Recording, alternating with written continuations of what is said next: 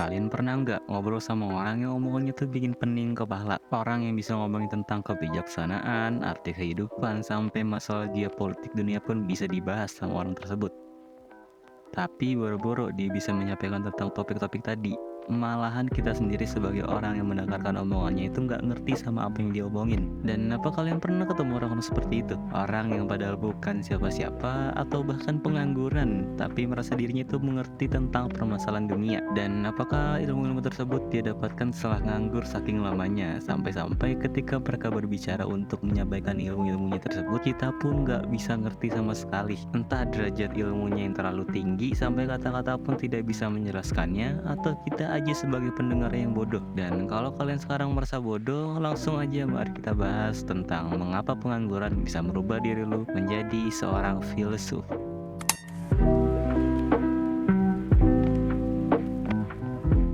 Oke, pertama-tama kita harus mengerti dulu tentang filsuf sebelum kita bisa menilai orang-orang tadi.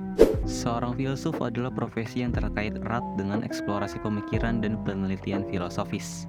Seorang filsuf memusatkan perhatian pada pertanyaan-pertanyaan mendasar mengenai eksistensi, pengetahuan, etika, dan kebenaran.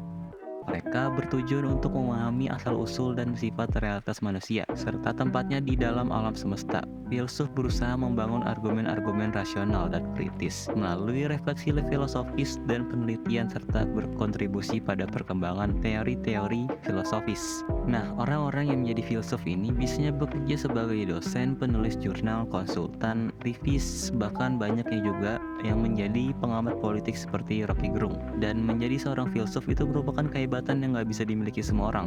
Dan untuk menjadi seorang filsuf, kalian nggak perlu menempuh pendidikan formal seperti kuliah. Kalian juga bisa melatih pikiran kalian supaya abstrak dan logis, sampai kalian benar-benar menjadi seorang filsuf. Tapi ada orang yang asalnya dari antah berantah yang cuma bermodalkan berak berbalik makan alias pengangguran, tapi seakan-akan mereka merasa dirinya adalah seorang filsuf.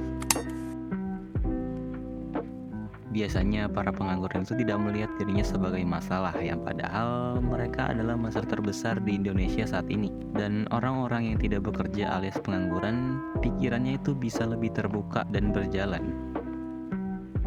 Oke, jadi gini, orang-orang yang kaya raya yang menjadi pemimpin perusahaan itu biasanya punya waktu seminggu penuh untuk berpikir. Ini dinamakan week think,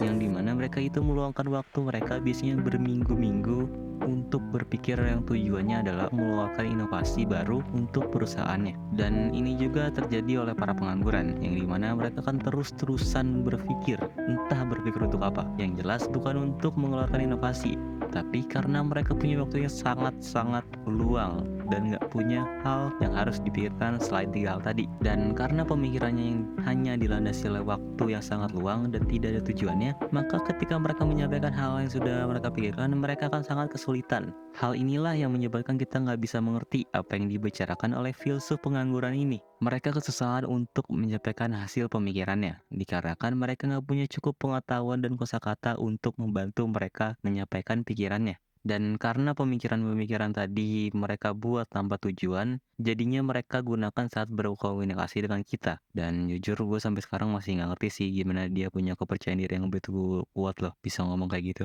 Dan lu pasti pernah kan ketemu orang yang merasa dirinya tuh asik banget di tongkrongan dan merasa pengalaman dirinya yang paling banyak dari orang lain, yang padahal mah dia cuma mahasiswa abadi yang lihat teman-temannya udah pada punya duit gitu. Tai.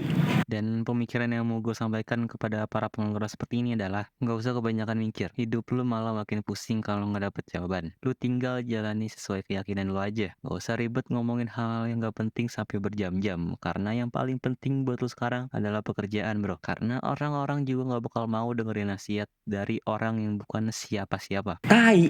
Anja. Oh, udah kayak Bayam Sore belum gue? Dan oke, teman-teman, terima kasih udah menonton video ini. So, tanpa basa-basi umum, mari kita akhiri. Nikmati. Tai. Tai.